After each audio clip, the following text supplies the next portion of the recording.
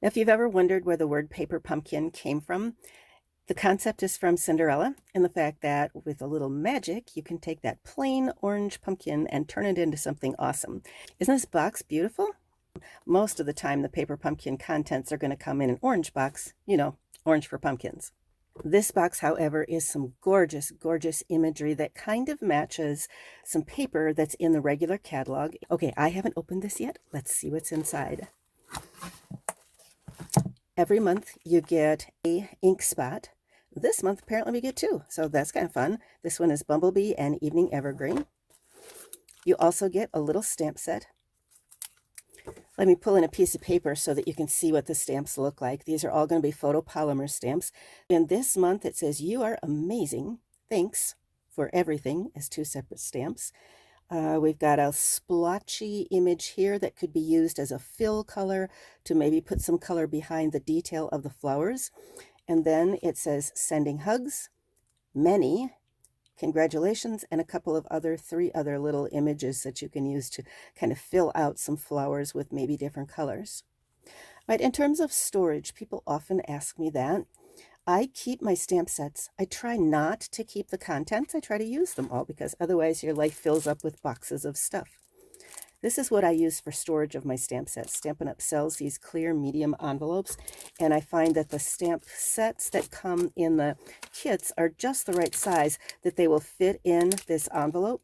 So I just put in a quarter sheet of paper to help me see what the stamp set looks like. I get my label maker out and I put the name of the images, but now I have something that takes up much less space for storage, and I just keep all the stamp sets. So they've got a little insert here, and this insert is telling me about the paper that's in the regular catalog that coordinates with this stamp set. So this is what I mentioned when I was talking about the imagery on the box. I always save the tissue paper because you can use that when you're giving gifts.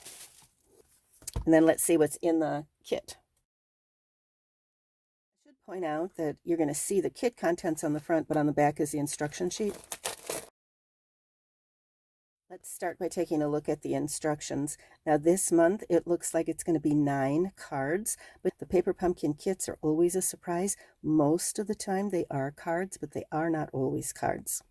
It looks like this month we are going to be making a set of 9 cards in 3 of each different colors.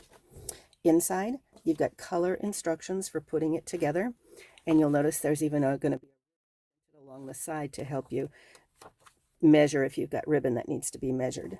And then on the back, it will give some suggestions for some alternate ways with additional product that you could use some of the extras that are in the kit, because there almost always are going to be extras in the kit. So these are some of the embellishments. It looks like we're getting some twine and we're getting some adhesive-backed sequins. And these are little foam dimensionals that you can use for raising up parts of the card, and they are double sticky. And I see one more thing fell out. These are going to be another adhesive. These are going to be double sticky, but they're tiny little glue dots that would hold parts together without raising them up. Oh, it looks like they're different sizes. I have different size envelopes here. Holy cow. Okay, there's a ton of stuff in here this month. This is really cool. Look at this. Isn't this super awesome and pretty? Oh my gosh. So here's our pink card base. Here is our yellow card base, 3 of each. This one already has the imagery on the front of it. This one, there must be something in the kit that I can put on the front of it. And then for the green, we've got, this is for the smaller card, 3 of these, again, that we're going to embellish with the parts of the kit. Okay, 3 different sizes. This is awesome. This is that look again of watercolor or alcohol inks on vellum. Pretty color combination here.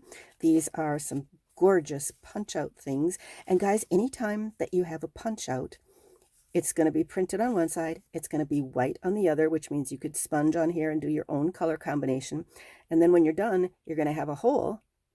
Save it, because you can use the hole as a stencil. So you've got 3 of these. There's some little pieces here that you would punch out, and this would be for stamping a sentiment on, and then your dimensionals could raise those up.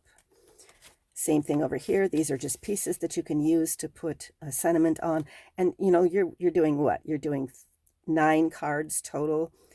So you've got way more than 9 banners here. They always give you extra parts like this. Ooh, these are pretty. Look at this. This is printed vellum with a leaf pattern. Very pretty. We have the word thanks, which is English. We also have it Danke in German, and we have merci in French.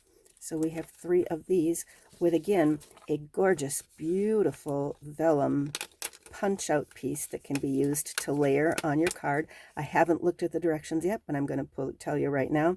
You can color on vellum. You can color it with alcohol markers. You can sponge, do it on the back side because it would wipe off, but you can sponge with ink from our water-based ink pads, or you can, color on either side with the alcohol markers. So that looks really cool. I will be back later with some samples that I've made. I will show you the ones that I made that were the intended project. So this one, it looks like it's intended to put the word thanks on the front, the green piece, and then stamp a sentiment. This one is intended to put one of those the foliage pieces right on top of the yellow, and then layer it with the punch out foliages. And then this one, because the print is already on the pink, you're supposed to put that vellum piece with the printed flower on it. But like I say, there's way extra parts, so definitely come back later and I'll show you alternates that I made from the Expressions in Color June 21 Paper Pumpkin Kit. Thanks for watching, and we will catch you next time.